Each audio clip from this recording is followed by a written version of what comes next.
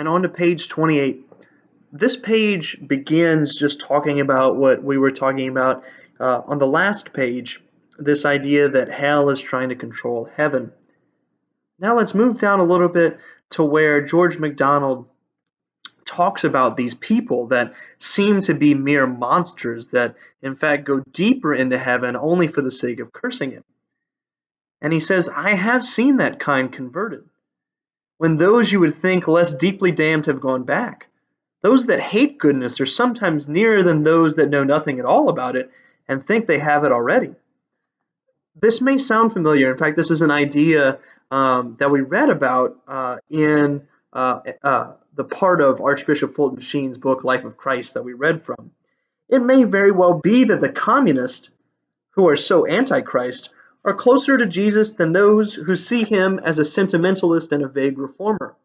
The communists have at least decided that if he wins, they lose. The others are afraid to consider him either as winning or losing because they are not prepared to meet the moral demands which this victory would make on their souls. What is this trying to say? It's trying to argue that in these people being so far away from God, that they are in fact close to him because they recognize who God is. These other spirits, they simply believe that they can go on and encounter pure happiness as it is, or they can go back to something else and be useful.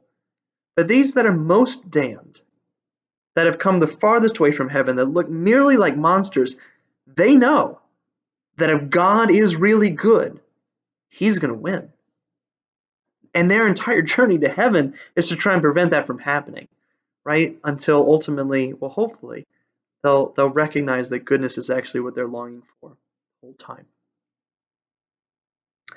Next, we move on to the story of the painter.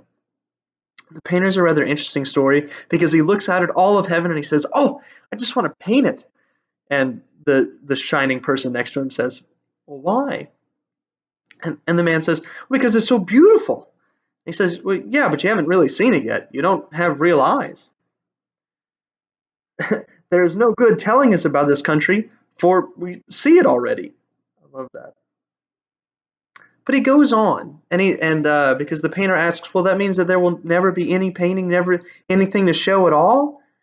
And the bright person says, well, no. There will be some things which you'll see better than anyone else. I love that, because what is that saying about each of us? That means that even though we're not of use per se to heaven, that means that we are an important part of heaven, right? We do contribute something because of our individual gifts. Now, if we go back to what Bishop Robert Barron said in quoting Aristotle, the best things in life are the most useless, right? We become that useless thing. Heaven doesn't need us in order to function, but it wants us there. And in fact, the gift of heaven is improved. Improved is a loose term, is a light term. But heaven is extended better because we extend the community of heaven.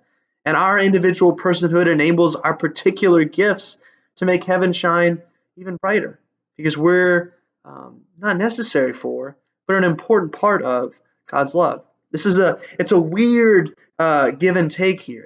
It's a weird both and. We are both completely unnecessary and deeply wanted by heaven, and that's just the beauty of how God operates. Is that He is the both and of all things.